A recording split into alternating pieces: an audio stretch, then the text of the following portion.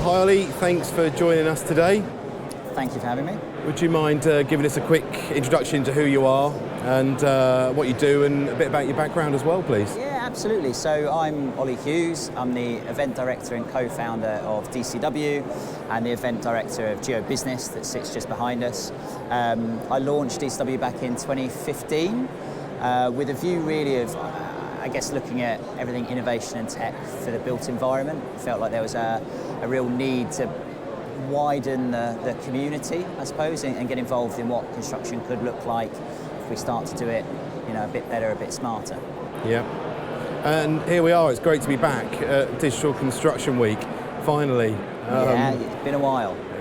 And this year, here you've got 300 speakers across both days, 5,500 professionals expected to attend the show. Just how much interest there is in the digital uptake in this industry, I think it's just apparent how much buzz there is around the event and how busy it is. How do you feel it's important to bring people together to discuss sort of digitisation broadly? Yeah, I think it's hugely important. It's the reason we launched the show when we did, really. It's a lot of sharing ideas, it's a lot of different ways of working, but there's also, trepidation, and challenges. When we launched, there was a kind of, quite a tight-knit community of BIM managers, people involved in BIM, and weren't necessarily, getting the attention that they should, and had really come together with a plan of and a hope of improving the industry and changing the way we work. And that only really happens when people get to talk to each other and see each other. And I think with COVID especially, we've seen a real challenge to that. I think we all know it's a lot harder to collaborate, engage, share ideas on Teams or on Zoom or other conference calling systems that are available.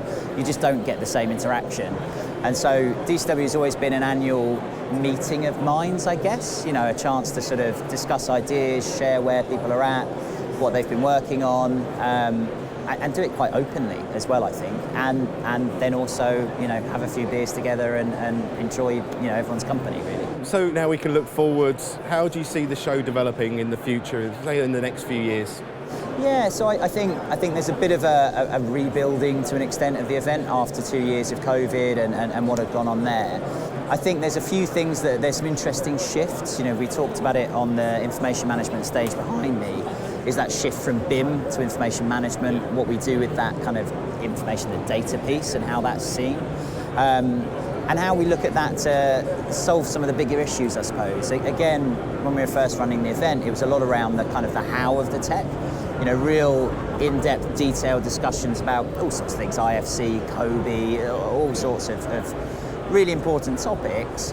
But now that we've had some of those conversations and there's kind of a digital maturity that's coming through, I think what we can really start to do is look at how that can help solve some of built environment's bigger challenges. Net zero being, a great example. And we've had a great session on the main stage around ESG and what that looks like. We know about the skills shortage, the training issues, and everything else that have been, long plagued the sector really. Yeah. Rather than being just a techie technical show, actually, what is our impact? What's our influence on making a real change? And we're seeing that in the presentations we've got. We're seeing that in the exhibitors. We've got those guys from Zero down that their whole pitch is around moving towards a more carbon neutral built environment. And using technology to kind of help push that. So I think that's what I'd really like to see is and that's always the ambition, is move to, okay, how can we solve some of these bigger challenges? How does digitalisation, technology help us achieve that, I guess? And obviously the last couple of years has had a profound effect on the industry, but if actually you take sort of the positives and what we've learned from it and how we've moved forward, and actually there has been a greater adoption, I think you agree, of digital technology, which businesses have had, they've had to sort of embrace. Yeah. But just sort of looking at maybe reasons why, if there are maybe still reasons why there's barriers potentially to adopt digital processes, and in your experience, are they sort of starting to be broken down, do you think? Yeah, I think so. There's people smarter than me here that will kind of tell you what it's like really at the kind of, at the site level. But yeah, The barriers you've got are still around projects being all quite different and having a different supply chain for each and having quite a lot of different players within any one given project. Now that's changing, you know, and the work that the Construction Innovation Hub are doing, for example, around a platform approach, and we've had Jamie Johnson on stage from Bryden Wood talking about how they're working around that, kind of enables construction to be a little bit less, you know, different every time and get a bit more certainty and assurance with builds, assets, whatever. And I think that will help a lot break down some of those barriers to adoption and get everyone working to a, you know, on the same hymn sheet, I guess. So there's that. There's the obvious cost of technology curve, which, you know, every industry's seen. I remember again, you know, over the last few years, some of the technologies that were, you know, you might deem as sci-fi are now becoming kind of commonplace, common use. Whether that's augmented and virtual reality or whether that's some of the robotic stuff we've seen going on. So I think the cost and the fear of adoption, you know, people have started to see genuine return on investment value, and that makes that discussion about tech adoption a lot easier, right? Like, because that's why we do it. It's nice to have something shiny, but how does it impact my bottom line? Does it allow me to build safer? Does it allow me to have greater productivity on site? Yeah. And I think we're starting to see that, and I think you'll see it in the exhibitors here.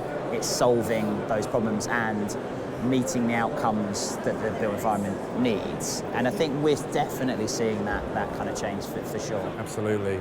And at sort of at PayApps, being able to see that information, and what we find is this transparency and collaboration being the kind of hot topic and being really key across the supply chain, and being able to sort of get access to information any time of the day or night ensures that also businesses can be more informed about their decisions as well, and quicken up how instant, you know, they can make decisions. So with all of this sort of information now, and we're in this sort of era of having so much information available, do you think the wealth of that information that is available to everybody now, that can help significantly with changing the way that businesses approach maybe the construction approach? Yeah, absolutely. You know, I think if anything, the ambition is to be more informed, right? You know, and have greater visibility. That's something a lot of our speakers, exhibitors talk about, is just knowing where we're at. And I think there was probably an element of too much information and not knowing how to share it, what insights we need, what's valuable. But tools, exactly like you say with PayApps, allow you to do those kind of things and get certainty on your projects, get better outcome, have better visibility. So I think that's definitely changing. I think people understand that. You know, I think about, again, talking about the type of people that were coming to the show initially, and it was very much that BIM manager role. A lot of those people have you know, graduated into much bigger roles. The job titles that we see of people that come, you know, we get data scientists coming to the show, which I don't know if you spoke to most contractors was a job role that they'd have really had within their business kind of 5-10 years ago, right? And so we've definitely seen that change, and companies kind of flex and shift to understand where they can get value and what resource and requirements there are for that. So we've definitely seen the landscape change, I think, and the conversations are at a much more mature level.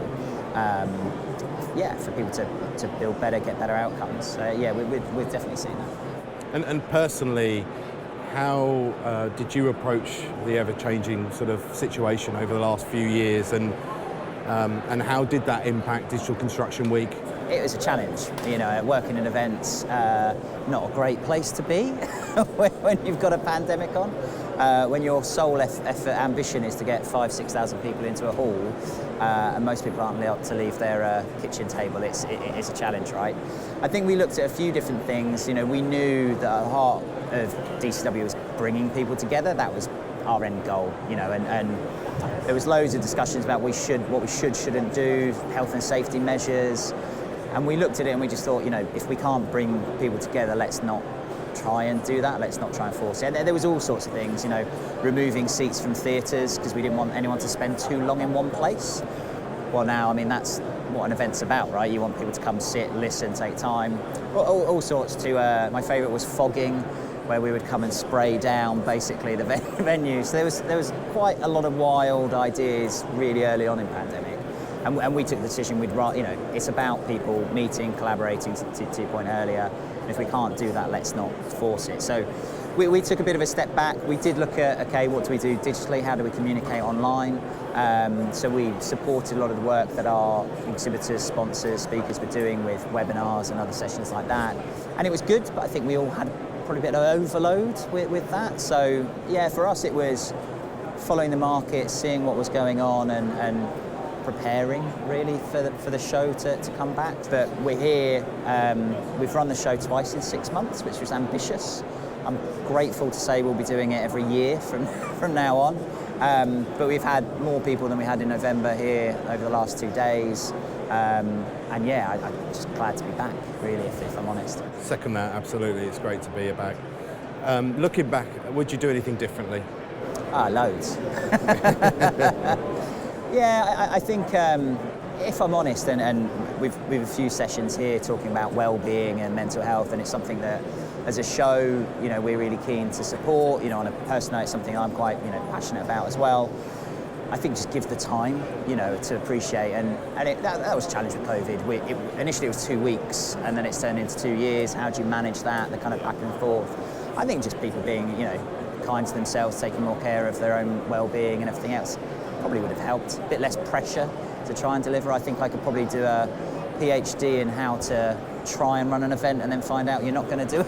You're not going to do it. We had quite a few false starts. It's a great show driven by the people that have supported it and have been involved in it. So yeah, I think we'd have given ourselves the time, and I'd probably gone on holiday if I was allowed, really, rather than postponing the event three times with the foresight. Yeah, no, it's fantastic. It's great to talk to you, Ollie. Just leaves to say thank you so much for taking the time to talk to us. Yeah, thank you very much. It's been brilliant speaking to you.